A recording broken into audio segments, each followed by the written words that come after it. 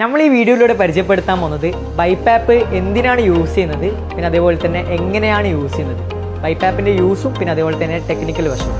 ലങ്സിൻ്റെ പ്രവർത്തനം സ്വമേധ നഷ്ടമായ രോഗികൾക്ക് ഈ ബൈപ്പാപ്പ് ലങ്സിൻ്റെ പ്രവർത്തനം വളരെ സുഖകരമാക്കി കൊടുക്കുന്നു. ഈ ബൈപ്പാപ്പിൻ്റെ യൂസിൽ നമ്മൾ മെയിനായിട്ട് ശ്രദ്ധിക്കേണ്ട ഒരു കാര്യമുണ്ട്. ഇതൊരിക്കലും എന്താകരുത്, ഡോക്ടറിൻ്റെ സമ്മതമില്ലാണ്ട് ഒരിക്കലും ഇത് യൂസ് ചെയ്യരുത്. കാരണം ഇതിൽ ചെറിയ ചെറിയ കാര്യങ്ങൾ ടെക്നിക്കൽ വശമായിട്ട് വരുന്നുണ്ട്. അപ്പോൾ അപ്പോൾ നമ്മൾ ശ്രദ്ധിക്കേണ്ട കാര്യം എന്ന് വെച്ചാൽ ഇത് ഡോക്ടറിൻ്റെ സമ്മതമില്ലാണ്ട് ഒരിക്കലും ഇത് യൂസ് ചെയ്യരുത്.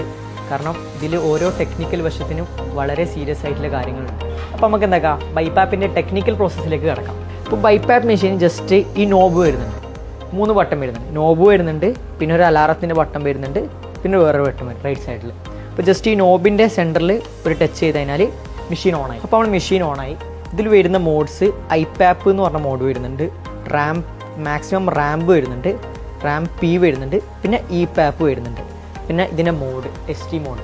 അതായത് ഇപ്പം സ്വാഭാവികമായിട്ട് ബൈപ്പാപ്പ് നമ്മൾ ST മോഡായിട്ടാണ് യൂസ് ചെയ്യേണ്ടത്. അപ്പോൾ നമുക്ക് മോഡ്സിനെ കുറിച്ച് പരിചയപ്പെടാം.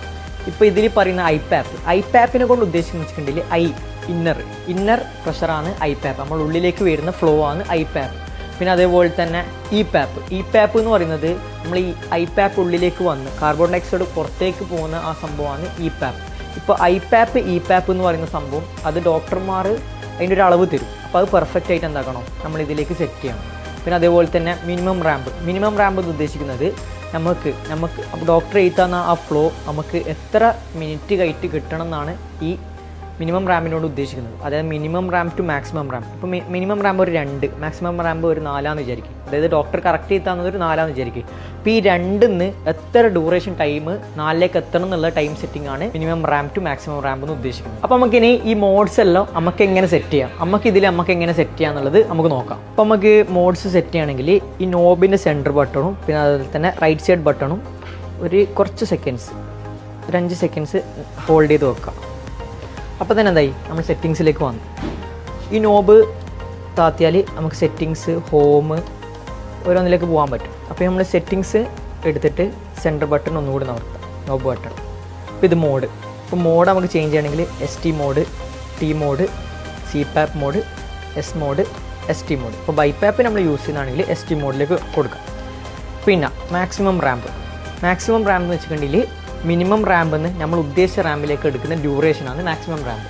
അപ്പോൾ അത് എത്ര ടൈം വേണമെങ്കിൽ നമുക്ക് സെറ്റ് ചെയ്യാം. ഇതാണ് കുറക്കാം, 5 മിനിറ്റ്, 0 മിനിറ്റ്, 10 മിനിറ്റ്, 15 മിനിറ്റ് നമുക്ക് സെറ്റ് ചെയ്യാം. ഓക്കെ.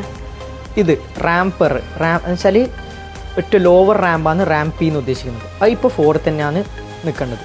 അതേപോലെ തന്നെ പിന്നെ ഐപ്പാപ്പ് ഇപ്പോൾ ഡോക്ടർ പറയുന്ന ഐപ്പാപ്പിലേക്ക് നമ്മൾ സെറ്റ് ചെയ്ത് കൊടുക്കാം.